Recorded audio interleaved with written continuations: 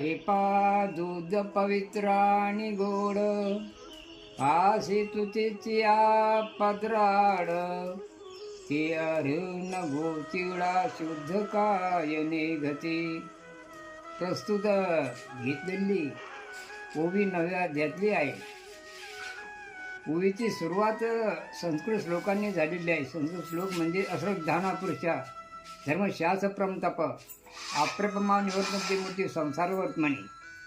तर यात माऊलीनं असं स्पष्टीकरण दिलेलं आहे की हा दृष्टांत दिलेला आहे की गाईचे दूध पवित्र आणि गोड असतं, रुचकर असतं, लहान मुलाला पचणारं असतं, पण ते त्वचेच्या आत असतं आणि त्या ठिकाणी त्या त्वचेला लागूनच जे गोचिळ असतात ते गोचिळ दूध सोडून रक्त सेवन करत असतात.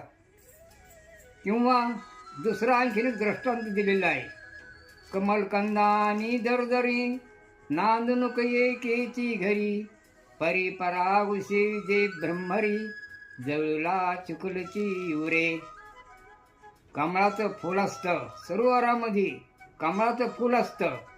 कमलकंदानी दरदरी कमळाचं फूल असतं, त्या ठिकाणी बेंडूक चिखलामध्ये तळाशी, कमळाच्या फुलाच्या तळाशी चिखलामध्ये असतो आणि तिथे मात्र अत्यंत दूरवर भुंगा येतो, दुरून भुंगा येतो आणि त्या कमळाचं मकरंद सेवन करत असतो.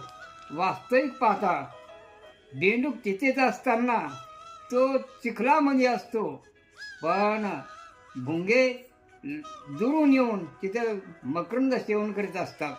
किंवा आणखीन एक माऊलीनं ओवी दिलेली आहे. दरिद्राच्या घरामध्ये अशा हजारो मोहऱ्या पुरलेल्या असतात. निदैवाच्या परिवरी रोह्या डुटल्या ती ससरवली परी तेच बैसवणी उपवास उरू करिका दरिद्रीजे. हजारो मोहऱ्या पुरलेल्या असतात, सोन्याच्या मोहऱ्या पुरलेल्या असतात. अशी गडगंज संपत्ती त्याच्या घरामध्ये असते, पण एवढी संपत्ती असूनही त्याला माहीत नसल्यामुळे तो उपाशी दिवस काढीत असतो, अर्धपोटी दिवस काढत असतो.